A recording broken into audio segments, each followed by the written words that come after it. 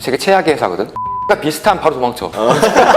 가장 좋아하는 주식을 3개 고르라면 그때도 언급했지만 2014년도 15년도 투자했으니까 고점까지는 한 10배 가까이 올라갔지. 투자할 때 제일 중요한 거는 하나만 말하면 무분한 일.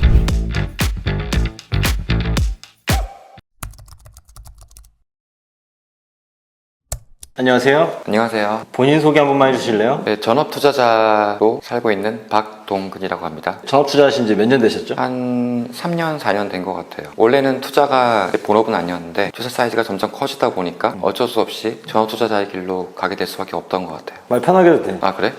자연스럽게 반말해. 나도 반말할게. 알았어. 제가 듣기로는 학력이 아주 좋으시다고 들었는데 네, 공식적으로는 그런데 학교에서 그렇게 공부를 열심히 한 건 아니라서. 그 유명한 허준희 교수님이 나온 서울대 수학과를 나오셨다고? 허준희 교수님은 이제 서울대에서 약간 방탄 같은 존재여가지고 잘못 건드리면 이제 아미들이 아미들한테 공격을 받는 어나더 레벨이죠. 오늘 한번 물어뜯겨야겠네.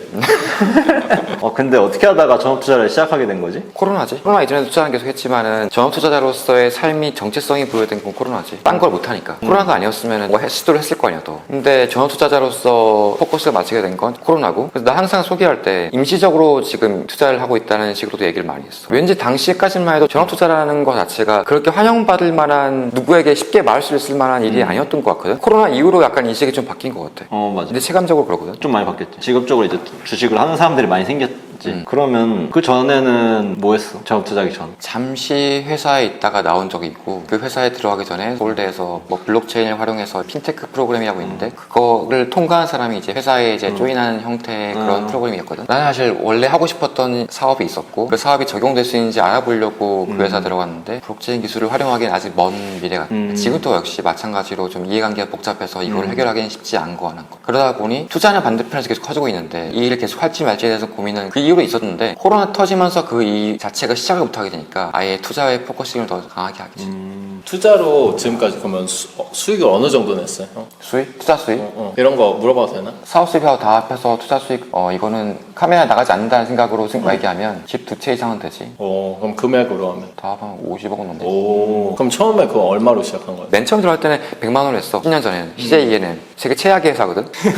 진짜야. 예전에 투자 모임에서 1시간 반 동안 한 얘기 했거든. 만약에 그 주식을 보통 얘기한다면 맨 처음 얘기한 게 CJ ENM이고, 내가 알고 있는 주식의 가장 나쁜 회사의 기준들은 전부 CJ ENM에서 배웠어. 진짜야. CJ만 보면 너무 감사하다니까. 그래서 많이 배운 거야? 모든 걸 배웠어. 진짜 CJ ENM과 비슷한 바로 도망쳐. 문화를 만듭니다. 이딴 소리 하고 아무것도 안 하고 있으면 도망쳐. 그러니까 앞에 캐치프라이즈 걸고 안에는 회사 애들은 복지가 좋고 이러면은 성장은 안 되는데 안에서 쓰는 거 많은 거거든. 전형적으로 금귤도 주면 안 되는 회사 전형이거든. 기업 문화 제가 인센티브가 성장과 관심 없는 쪽으로 하려고 했어. 그게 1등이 최근 몇 년에 아모레였거든. 절대 투자 안 해. 성장 안 되잖아. 왜냐면 이게 어떤 느낌의 기업이냐면 기본적으로 대기업 느낌이 나야 돼. 근데 안에 복지는 잘해줘. 성장 압박을 안 해. 절대 투자하면 안 돼. 하면 안 되는 회사 세계 다 모인 거잖아. 이거 빼박 이거 과학이야 이거는. 네이버 카카오도 부자도 예쁜 거 사주고 비효율성이 미친듯이 증가하는 거야. 원래 그런 회사가 아니었을 거 아니야. 초기에는 성장을 위해서 달릴 거 아니야. 그럴 때는 이제 같이 들어가도 되는데, 난 창업가 되게 중요시 여기거든. 창업가가 달리고 있냐 안 달리고 있냐. 이게 그 다음부터 성장이 막히면 인재를 관리하기 위해서 비용을 쓰게 돼. 회사가 공무원 하나 된다고. 구글의 최근이 그랬거든. 바드 챗GPT로 충격을 받기 전까지만 해도 일종의 실리콘밸리 공무원 같은 회사였어. 그런 분위기로 빠지면은 좋은 회사일지라도 나는 내 스타일은 아니다. 구글은 너무 위대한 회사라서 나쁜 회사라는 말은 아니야. 네이버 카카오도 그런 조짐이 약간은 보였다. 근데 아모레나 CJ는 빼박, 거의 완전 망치로 돌격의 팬 수준이야. 진짜 위험한 수준으로 오랫동안 지속됐거든. 아모레가 성장이 막혔다는 거는 중국 애들이 이제 사드 사태 이후로 누구한테 아는 사실이고, 경쟁력도 밀리고 있다는 거, 중국 내수 화장품에 밀리고 있다는 거 상당히 알고 있음에도 불구하고 일하기 좋은 기업이야. CJ가 10년 전에 그랬어요. 자소서 써서 알아. 10년 전에 CJ 떨어졌거든. 역과 10년도 있고.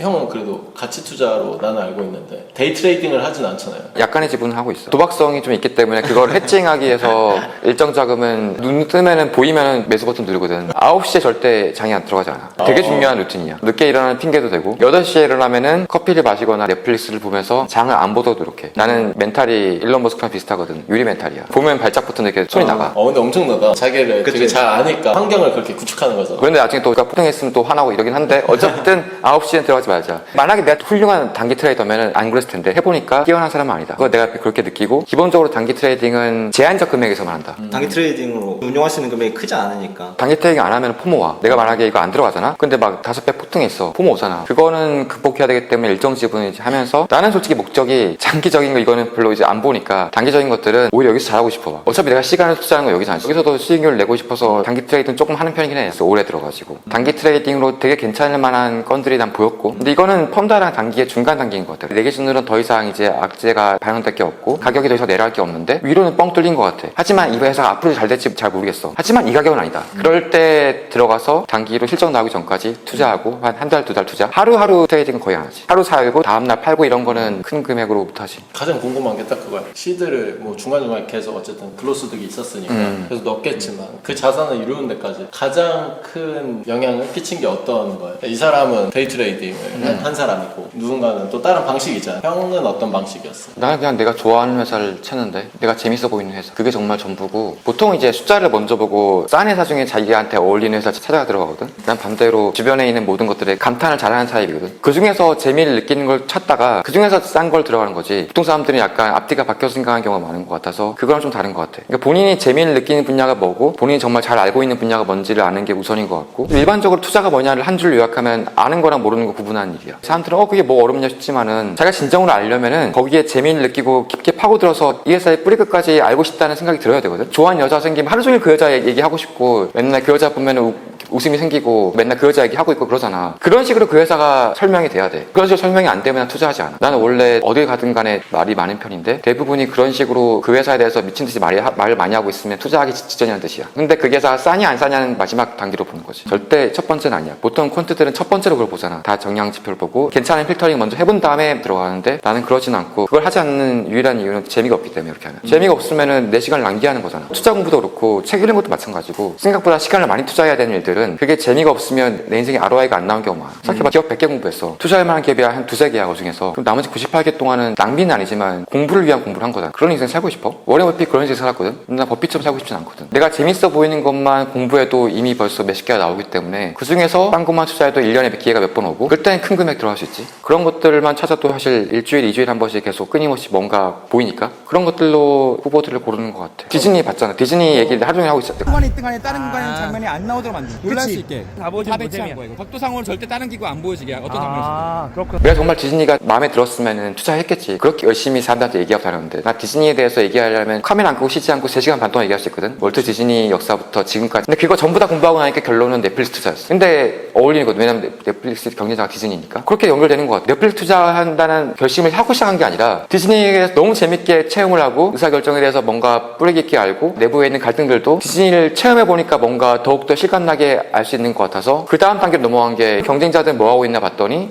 디즈니 의사결정이 넷플릭스에 도움이 되네. 그래서 이제 들어간 거거든. 그런 식으로 약간 숫자 이면을 봐야 한다고 생각이 들고 숫자 이면이 안 보이면 투자하면 안 되지. 좋은 얘기 감사합니다. 궁금한 게 10년 동안 하면서 가장 크게 수익을 본 종목이 있으면 기업이 있으면 어디에? 내가 가장 오래 투자하고 가장 좋아하는 주식을 3개 고르라면 그때도 언급했지만 아마존, 넷플릭스, GIP 같아. 이거는 계속 시간이 흐르면서 투자금을 줄여나갔지만 이 세 회사가 가장 매력적인 회사로 보였고 내가 지금까지도 이 세 회사를 기준으로 다른 회사를 많이 바라보고 수익률도 제일 좋았던 것 같아. 그럼 수익률이 어느 정도인지 얘기해 줄 수 있나요? 2014년도 15년도 투자했으니까 고점까지는 한 10배 가까이 올라갔지. 아마존도 마찬가지로 그랬을 거고 GIP도 마찬가지로 지금 10배 넘었겠지. 왜냐면 2017년도 9월에 투자했으니까 아마 지금 10배 넘었을 거야. GIP는 대부분 이제 비중을 줄여가지고 최근에 다시 넷플릭스나 GIP는 들어갔지만은 되게 오랫동안 들고 있던 거죠. 들고 오면서 비중을 줄이거나 파는데 의사결정을 내리는 그 기준이 뭐예요? 창업가가 일단 엄청 중요해. 창업가가 중요하고 이 창업가가 이 기업의 인센티브나 조직 문화를 어떻게 만들어가냐가 되게 중요하고 그게 이 회사의 해자랑 어떻게 연결되는지가 중요하고 그래서 그거를 보고 들어가는 투자라서 그리고 이 기업의 해자가 강해지냐 약해지냐거든. 약간 어려운 용어이지만 ROIC라고 자본 투입 대비 얼마나 효율성이 나오는가에 그 지표도 자주 보는 편이고 대부분의 우리가 알고 있는 기업 내부의 지표들이 시간이 지나면 평균 회귀라거든. 모든 게 평균으로 돌아가. 장기 투자를 하게 되면 결국에 평균으로 돌아가기 때문에 S&P 500을 못 이기는 상황이 벌어지는 거야. 그리고 모든 기업은 망하거든. 아마존도 200년 내로 망할 거 아니야. 애플도 200년 내로 망할 수 있고 미국이란 나라도 500년 내로 망할 수 있어. 어떤 어떤 회사든 어떤 나라든 어떤 조직이든 규모가 커질수록 성장률은 꺾이고 결국 언젠가는 사라지거든. 이거는 지금까지 적어도 인류 역사상 한 번도 깨지지 않은 법칙인 것 같아. 그러면은 투자가자가 해야 될 일은 뭐냐? 이 평균으로 회귀하는 속도가 느린 걸 찾아야 돼. 평균으로 회귀하는 속도가 느리는 것들은 대부분이 이 기업이 자본 투입 대비 효율성이 얼마나 잘 나오냐가 지표가 생각보다 덜 꺾이거든. 그게 기업의 조직 문화에 연결돼 있고 이 기업의 조직 문화는 창업가가 만드는 거기 때문에 창업가의 의사결정 자체가 나한테 중요한 요소고 이 기업 창업가가 그 이전에 어떤 의사결정을 했는지 보고 과거 히스토리를 쭉 본 다음에 앞으로 어떤 의사결정을 할 수 있을지를 내가 맞춰보는 거지. 그러니까 시나리오 작가랑 비슷한 것 같기도 해. 이런 얘기 근데 처음 들어본 거 아니잖아. 보통. 레이달료랑 비슷해. 레이달료 책 안에 있는 내용이랑 되게 아 그래? 과거 역사를 열심히 공부하면 미래를 예측할 수 있다는 거에 대한 그냥 회의적이거든. 기업도 마찬가지로 과거를 모두 안다고 미래를 알 수 있는 게 아니거든. 그래서 기업이 여러 개 투자하는 거지. 반드시 꺾여. 그 꺾이는 과정에 있어서 앞에 의사결정을 쭉 알게 되면 뒤에 꺾일지 안 꺾일지가 어느 정도 보이는 거지. 이 사람의 과거를 모두 아는 거 혹은 이 기업의 과거를 모두 아는 건 되게 중요한 것 같아. 한 기업의 역사를 한 100년치를 쭉 보는 그런 연습도 한다 하더라고. 사업 보고서를. GM이라는 회사였나 G2였나 정확히 기억은 안 나는데 둘 중에 하나를 100년치 사업 보고서를 전부 다 보는 훈련을 자기가 대학 가서 강의할 때 그걸 했다고 하더라고. 그거 자체가 그들한테 재밌는 놀이인 거야. 그럼 형은 가장 투자하면서 큰 손실을 본 적은 없어요?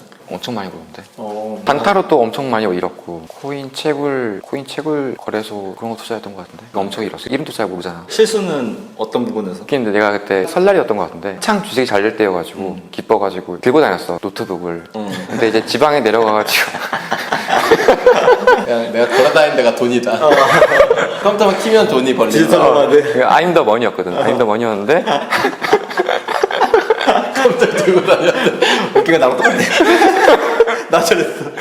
모텔에서 하루 묵었는데 근데 그때 밤새 막 3일 동안 이틀인가 3일 동안 뭔가 했었거든. 정말 미친 듯이 일었던 것 같아. 하고 나서 가족 행사할 동안 안 봤거든. 또 이제 안 봤는데 그때 당시엔 이틀 안 본다고 뭐 달라질 게 없었던 장이어가지고 무지막지하게 폭락을 하더라고. 기억이 안 나. 얼마 일었는지도 보지도 않았어. 너무 충격받아서 그 정도로 많이 잃었고 그때 좀 많이 후회했지. 너무 장난식으로 했구나 그때 투자를. 단기 트레이딩을 내가 안 한다고 했잖아. 그때는 일정 이상 비중을 했었거든. 너무 오만했던 것 같아 그때. 오히려 그때 경험 때문에 2022년 2년도에 같은 실수 안 했지. 2022년도에 계속 사람들이 바닥이라 생각하고 들어갔던 회사들이 있거든. 본격적인 성장을 하는 회사 중에서. 근데 나는 바닥을 알 수 없다는 주의였고. 사람들이 오만하다. 아니 사람들이 오만하다 생각하지 않았어. 그 사람들이 맞을 수 있고 확률적으로 봤을 때 나는 장기적인 투자였다면 나쁘다고 생각 안 했어. 그리고 더 중요한 게 투자는 기회비용 문제잖아. 내가 봤을 땐 다른 거 싼 것도 많이 보이는데 왜 저걸 해야 되지라는 게 있어서 나는 오히려 작년에 소비재 중심으로 투자했지. 소비재 중심으로 충분했으니까 내가 보기에는 거기서 샀으니까 크록스퍼가 4였단 말이야. 근데 굳이 이제 이런 회사에 투자할 필요 없다? 파산 직전에 회사를 투자하지 말자. 그런 주의였고. 근데 나는 올해는 그걸 들어갔거든. 방금 말했던 그런 위험하다고 말하는 주식들을, 회사들을. 그 들어간 이유는 파산의 가능성이 0%에 가까워지는 것 같아서 그러면은 패닉 셀링을 했으니까 펀다멘탈 따지기 전에 패닉 바잉이 한 번은 와야 된다고 생각을 했고 밑엔 단단한데 위엔 뚫려 있으니 한 번 들어가자는 마음을 한 거지. 그런 식으로 단기 트레이딩 한 적은 있어 최근에. 생각보다 내가 공부한 회사들이어서 그런지 몰라도 내 가설이 어느 정도 맞는 케이스가 많았고 그래서 재미가 있었던 것 같아. 그래서 내가 아까 말했듯이 올해 생각이 바뀌었다고 말하는 이유는 단기 트레이딩과 장기 투자가 구분되는 게 아니라 그냥 손익비계 계산에서 아래가 보다 위에가 훨씬 뚫려 있으면은 그게 합리적으로 말이 되는 투자면 뭐든 상관없다는 생각으로 바뀐 것 같아. 나는 실제로 벤자민 그레이엄과 일반적으로 우리가 말하는 퀀트 혹은 단기 트레이더랑 넓은 의미에서 크게 다르다 생각 안 해. 어차피 하는 거는 돈을 버는 게 목적이고 돈을 버는 게 목적인 상황에서 합리적으로 이게 말이 되는 투자인가 확률적으로 말이 되는 베팅인가가 중요한 거라서 막 크게 다르다 생각은 안 해. 구분 짓진 않거든. 그러니까 이게 가치 투자냐 혹은 뭐 성장형 투자냐. 가치 투자의 반대말이 뭐야? 가치가 없는 투자 아니잖아. 가치가 없는 투자는 안 하거든 사람들은 누구나 자기만의 방식으로 가치 투자를 한다 생각해. 그래서 가치 투자가 아닌 건 없다. 그리고 마찬가지로 성장주 투자가 아닌 것도 없거든. 그럼 성장하지 않는 투자야 성장주 투자면. 반대말 생각해보면 다 말이 안 나. 성장하지 않는 주식을 투자해서 성공하는 경우는 본 적이 없어. 성장하는 거야 어차피 어떤 식으로든. 근데 말이 좀 다르게 해서 성장주 가치주라고 이제 카테고리를 나누는 뿐인데 그냥 넓은 의미에서 봐서는 두 개가 크게 구분되진 않는다. 저는 벤자민 그레엄도 가치주 투자의 대가라고 불리지만 그 사람이 그 시대에 그렇게 살아가지고 싼 주식이 많이 보였으니까 그렇게 투자한 것 뿐이고 그 사람의 사고방식을 따지고 들어가면은 아마 지금 시대에 살았으면은 다르게 투자했을 거야. 그래서 나는 대가에 대해서 배울 때 그 사람의 투자법을 배우는 건 핵심이 아니고 사고방식이 더 중요하다. 내가 사고방식을 더 중시한다고 말하는 이유도 투자법 자체는 어차피 바뀔 수 있고 조금씩 시기에 따라서 다르게 베팅할 수 있는데 그 안에 깔려있는 게 뭔지가 더 중요한 것 같아. 그래서 난 제일 중요한 건 투자의 재미를 느껴라. 재미를 느끼는 유일한 방식은 재밌는 게 뭔지를 찾아봐라. 근데 대부분 사람들이 의외로 재밌는 거 많이 못 찾아내. 그러면은 투자를 할 때 공부를 해야 하잖아. 공부를 하게 된다고 마음을 먹게 되면은 수험생활 처럼 되는 거니까. 그러면 ROI가 안 나오지. 왜냐면 공부한 시간 외에 나머지 시간들은 공부한 시간 해봤자 하루에 2-3시간일 거 아니야. 나머지 22시간 동안 투자 생각을 아예 안 하는 거잖아. 나는 근데 너 투자 공부 하루에 몇 시간이냐 하면 나는 투자 공부 안 한다고 말하거든. 나는 체감상으로는 자고 있는 시간 빼고는 항상 투자 공부하고 있는 느낌이야. 집에서 그냥 노는 것도 투자하는 것 중에 하나고 디즈니 여행 간 것도 투자하는 것 중에 일부 중에 하나고 넷플릭스 보는 것도 마찬가지고 모자 예쁜 거 사는 것도 그 시대의 뭔가 트렌드를 발견하는 일 중에 하나고 그냥 그런 거 하나하나가 되게 즐거움이고 그런 데서 재미를 느끼다가 싼 게 보이면 들어가는 거라서 앞뒤가 바뀌면 안 된다고 생각이 들어.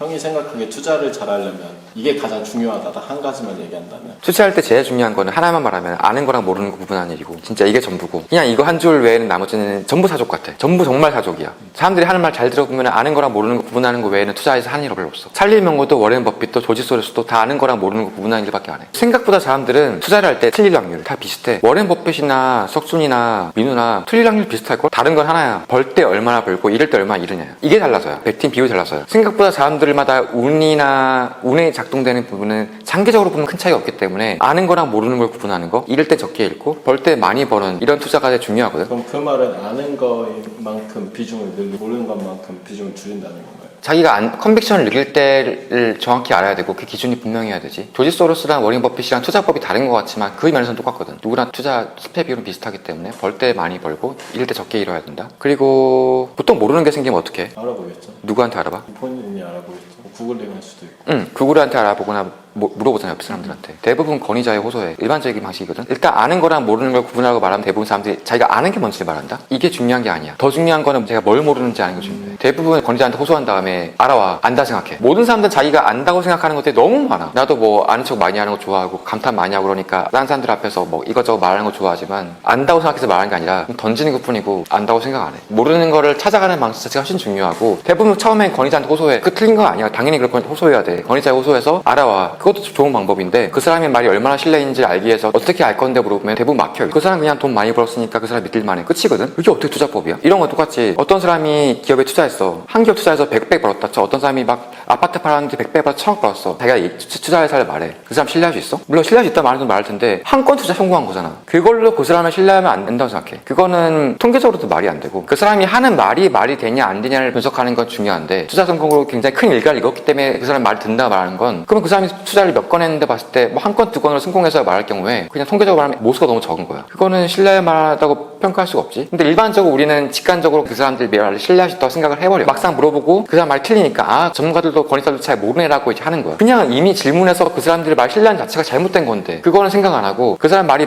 되는지 안 되는지 파악하는지랑 그 사람 말을 단순히 신뢰하는 거랑 다른 문제거든. 그래서 아는 거랑 모르는 걸 구분하는 게 전부라 말하는 이유는 그 구분하는 걸 알아가는 자체가 투자고 그거 자체를 구분할 수만 있어도 수익률이 나올 수밖에 없는 투자가 된다. 생각보다 자기가 독립적으로 생각하는 방식은 나중에 해도 되고 다른 사람들 말이 되냐 안 되냐만 파악할 수 있어도 기본 이상은 되는 것 같아. 보통은 이렇게 하지 않지. 자기가 모르면은 모른다는 걸 아는 게 중요하다고 했잖아. 아는 거랑 모르는 게 세 가지 있는데 제가 아는 걸 안다고 생각하는 게 한 가지 있고 제가 모르는 걸 모른다고 생각하는 게 한 가지 있고 근데 내가 이걸 아는지 모르는지 알 수 없다가 한 가지 있어. 대부분 사람들이 세 번째 경우를 너무 무시해. 모르는 거 모른다 말하고 아는 걸 안다고 말하는데 아는지 모르는지 알 수 없는 것들을 안다고 말하거나 모른다고 너무 확신을 해버려. 근데 이거 확률적 영역이거든. 이 영역은. 이 영역에 대해서 자기가 어떻게 판단하기가 중요하고 그래서 나는 보통 일반적으로 어떤 회사를 투자할 때 어떻게 투자하냐면 이 회사에 대해 내가 리스크라 생각하는 것들 불확실하다 생각하는 것들을 쭉 깔아놔. 그러면 최대한 이 회사에 대해서 나쁜 것들 다 말한 거잖아. 그럼에도 이 회사는 이러한 장점이 있어. 이걸 다 커버시킬 수 있어 라고 생각이 들면 들어가는 거야. 근데 이거는 우리가 일반적으로 사람 만날 때 똑같잖아. 연애할 때도 영화 알잖아. 내가 널 싫어하는 10가지 이유. 그 남자가 여자한테 고백할 때 이러잖아. 나는 너가 이런 이유로 싫고 저런 이유로 싫고 이런 이유로 싫고 막 이렇게 쭉쭉 말하다가 마지막에 그럼에도 불구하고 난 너를 사랑해 하거든. 앞에 이유가 다 싫어도 그래도 널 사랑해 될 수 있는 회사를 골라야 돼. 제가 무조건 빠져있는 평소에 좋아하는 회사를 무조건 사랑하는 게 아니라 이 모든 게 다 싫어도 이 회사는 같이 동행할 수 있다는 기준이 있는 회사. 그게 사람 보는 기준하고도 비슷한 것 같고 회사를 보는 기준하고 똑같은 것 같고 회사를 볼 때도 창업가를 보고 창업가를 기준으로 그 회사를 생각하니까 결국에 사람 보는 거랑 크게 다른 것 같지 않고 대표적으로 이해할 수 있는 게 우버의 경우 같아.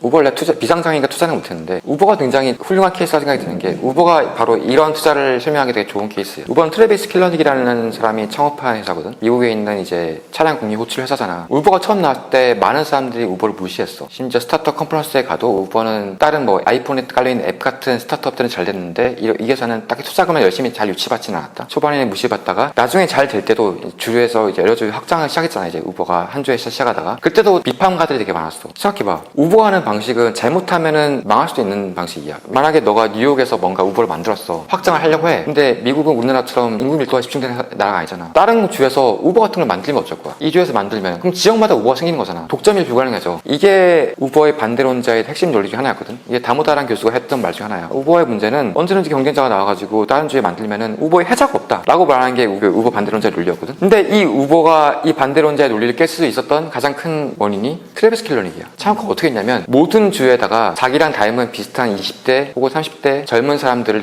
보내서 자기 앱을 점령하게 만들었어. 그러니까 법적인 회색지대, 이게 대구에 법적 회색지대가 많았거든. 차량 공유회사랑 택시기사랑 갈등이 많았잖아. 법적으로 아직 허용도 되진 않았는데 진출시켜가지고 거기서 소비자 여론을 만든 다음에 주정부 관계자들이 어쩔 수 없이 허용하게 만드는 그런 방식의 확장을 했던 거야. 그러니까 다른 데서는 그런 분위기가 잠잠해지고 난 뒤에 여론이 약간 어느 정도 정리되고 법적으로 문제가 없고 난 뒤에 뭔가 생겨야 정상인데 트래비스 킬러닉이 그게 생기기 전에 뭐든지 확장시켜버린 거야. 이 우버 확장이 될 수 있었던 이유는 오직 차원가가 약간 회색지대를 좋아하는 킬러닉이기 때문에 가능했던 거거든. 그렇기 때문에 다모다라는 교수의 논리가 깨진 건 킬러닉이라는 존재 하나 때문이었지. 그래서 확장이 가능했고 어느 정도 확장이 된 이후에는 킬러닉이라는 존재가 이제 스캔들 때문에 빠졌잖아. 그 사건이 있은 이후로 물러났고 킬러닉이 물러난 이후에 지금 뒤에 온 되게 훌륭한 CEO지만 우버의 첫 번째 차원가처럼 성장을 중심으로 하는 대표가 아니기 때문에 우버의 확장에 대해서 이제 우리가 좀 기대를 접게 되는 거지. 우버의 새로운 CEO도 이전에 거쳤던 여러 가지 회사들을 보면은 관리를 잘해야지 성장을 시키는 회사는 그 CEO는 아니었거든. 그러면은 이제 이 기업의 여러 가지 인센티브 구조가 많이 바뀌어가니까 투자를 접을 수도 있겠다 생각을 할 것 같잖아. 완전히 다른 회사가 되는 거야. 특정 한 명의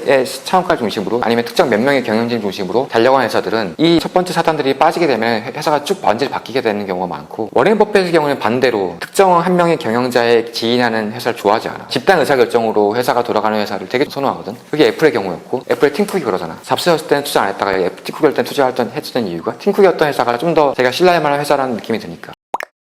오늘 얘기가 재밌었는데 네. 오늘 해주고 싶은 이야기 있어요? 오늘 얘기도 넷플릭스의 투자 이야기 한번 해줄까요? 넷플릭스가 재밌는 것 같아요. 넷플릭스 아니면 뭐 엔터. 다음에 그럼 넷플릭스에 대해서 한번 알아보도록 하겠습니다. 아니요.